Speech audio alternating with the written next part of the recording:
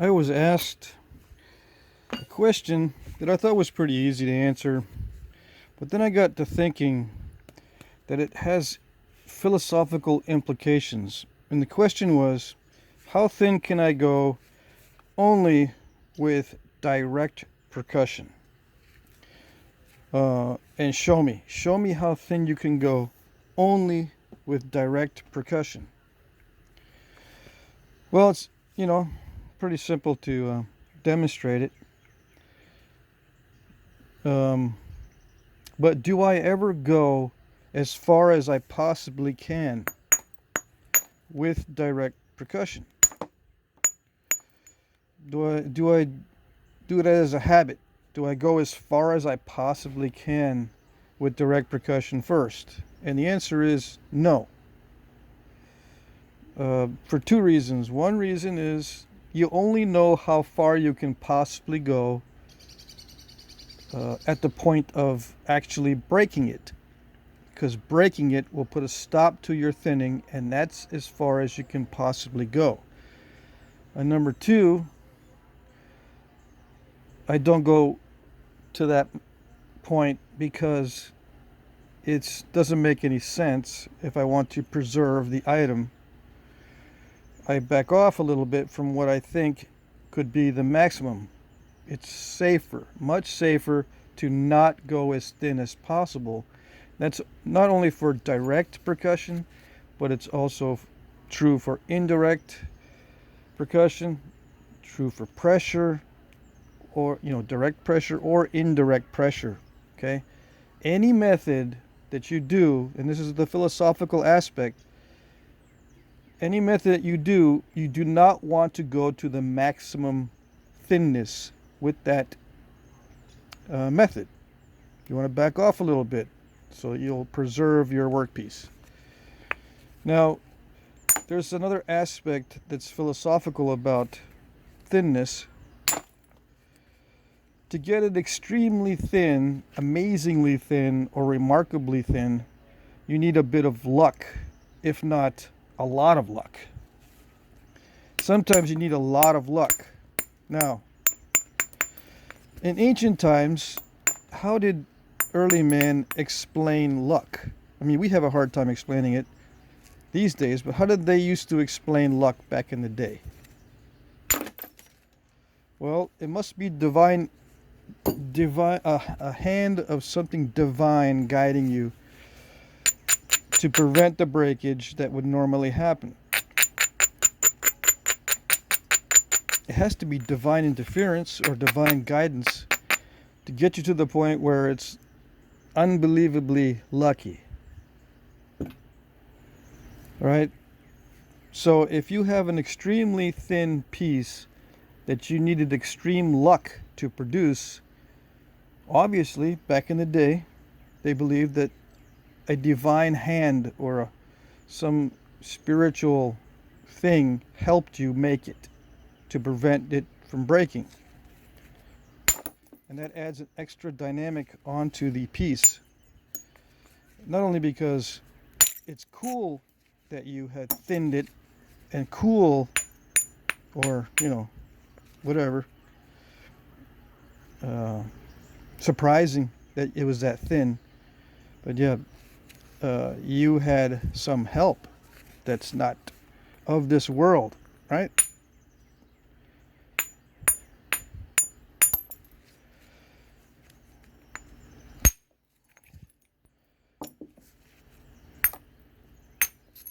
So yeah, that's what I was thinking about.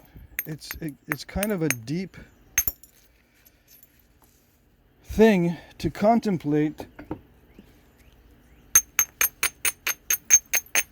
when talking about luck. How do you define what luck is? What is the threshold of it being just pure luck that you got it that thin? How thin is so thin that only luck could get you there? No amount of skill can do it. It's all luck. Well, once you figure that out, if someone has done it,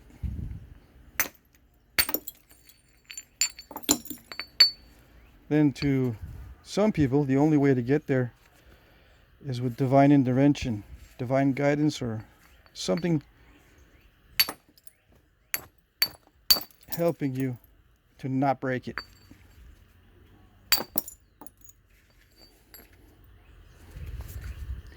I think maybe that's why some of these pieces are stupidly thin. What I mean by that is it's really not that smart to go that far. It's really not that smart to go very, very thin with the workpiece. I think they may have been pushing it to demonstrate divine favor. The gods favor me. That's how I get it this thin. Or that's how I have the luck. Or it's not luck, it's divine help, or something like that. Something to that effect.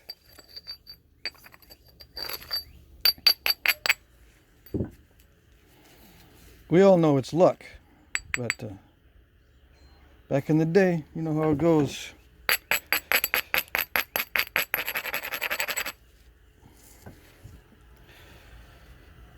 A lot of explanations were based on the blessings of the gods and so forth. Okay.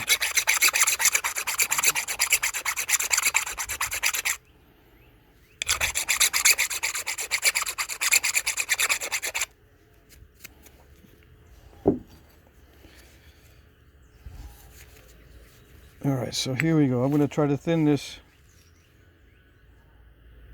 and go to that level where I probably shouldn't.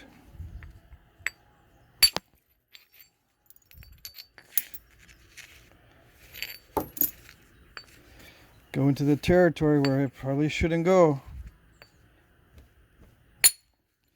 I'm depending a lot on luck to get me there.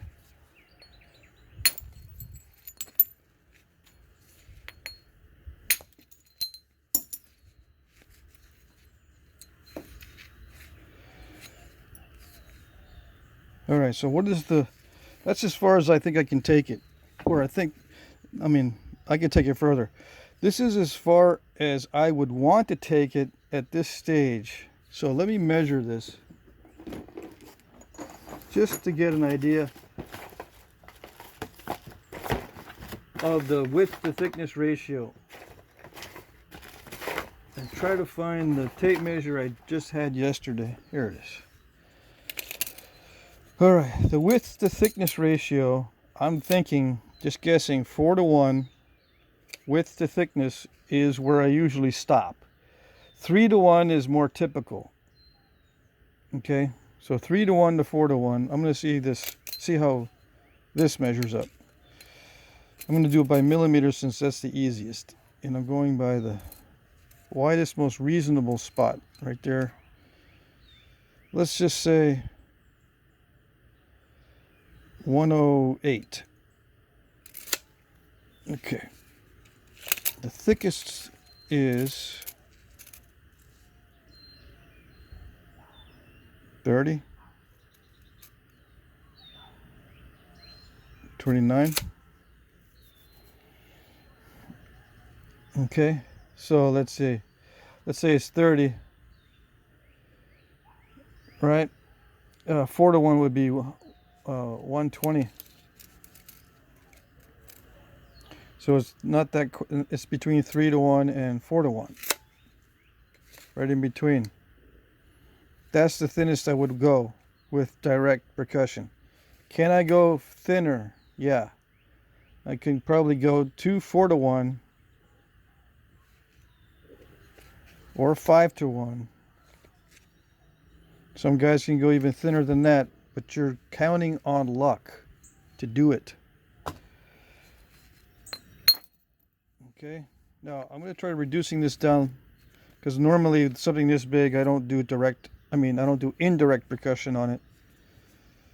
Okay, so I'm going to keep reducing it, but I don't know if I'll be able to get better than what I've got now. as far as that goes, like 3.5 to 1, something like that, or 4 to 1. I don't know if I can get better than 4 to 1. I usually depend upon indirect percussion to get me further along, because you can get things extremely thin with indirect percussion.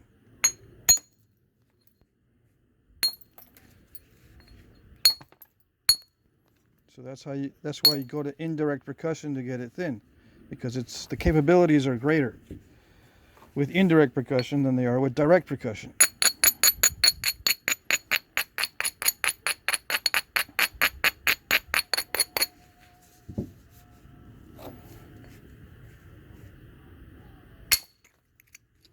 So I depended upon luck to keep it from breaking with that strike.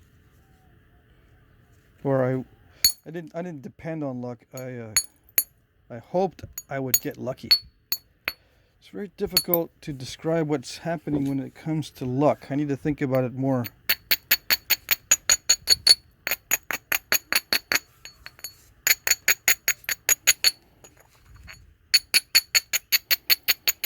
Some people have in their minds techniques that they should be successful with, and what they're actually doing is counting on luck to get them there. And if luck's not getting them there, they're thinking there's something wrong with their technique. No, it's you're gambling. At some point you start gambling, and you're not having success because the odds are against you. You reach a certain point where the odds really are against you. The chance of success is very low.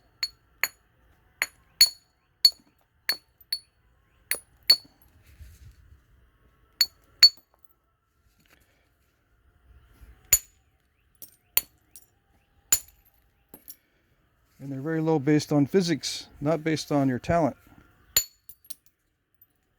Yeah, if it's your talent, I can see that, you'd push it.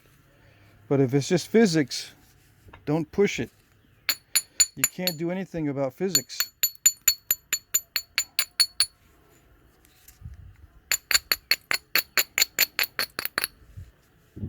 How did they get us so thin in the past? Well, you've got to think to yourself that maybe it's just luck, just dumb luck. It's not technique. And I think it's a very important question. When I thought about it for a while,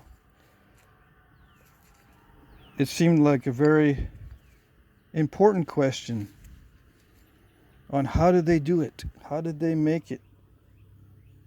How did they do these things? Well, I think we found the answer to some of them. Luck. Not skill, although skill does have a huge effect. But so does luck. And it's hard to tell which is which unless you know the properties of the material. A lot of times we will never know the properties of the material because you can't damage the real artifacts. And even if you could find a napper that can judge the properties of material through knapping,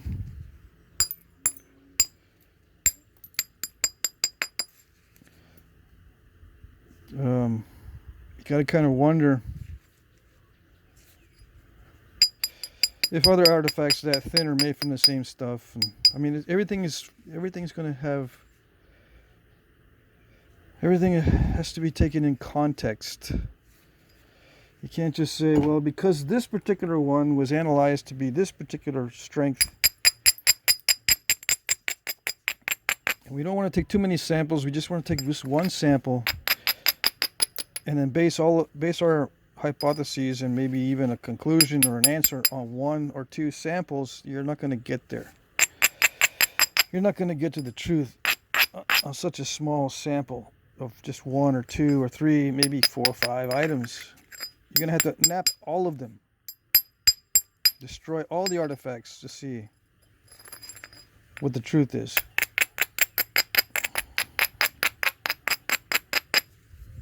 You don't want to do that, I don't think.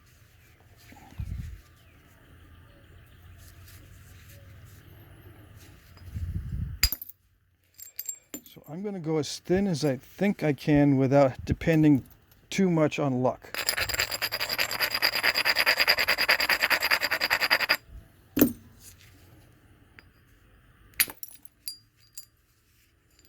Now see, this doesn't really get me anywhere because it didn't thin that out.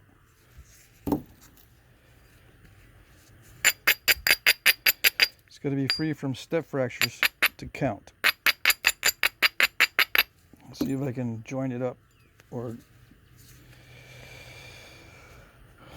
nap into it. Let's see.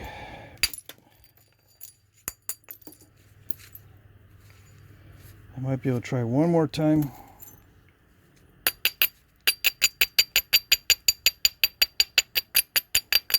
Now I just woke up from a nap, so if I sound tired or if I sound incoherent, that's the reason. That's my excuse. That's my story. All right, one more time. Yep, I hit it extremely hard and it didn't help me. Okay, so that's as thin as I can go with direct percussion on this.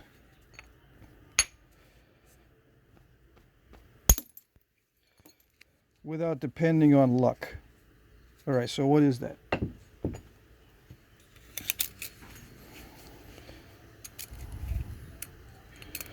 going to go with 98.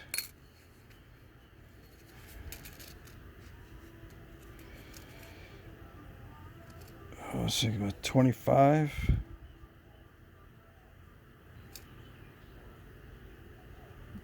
Maybe 22 millimeter, 23.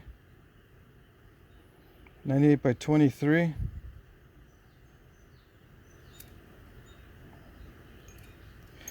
Let me do something here. 22. 98 by 22.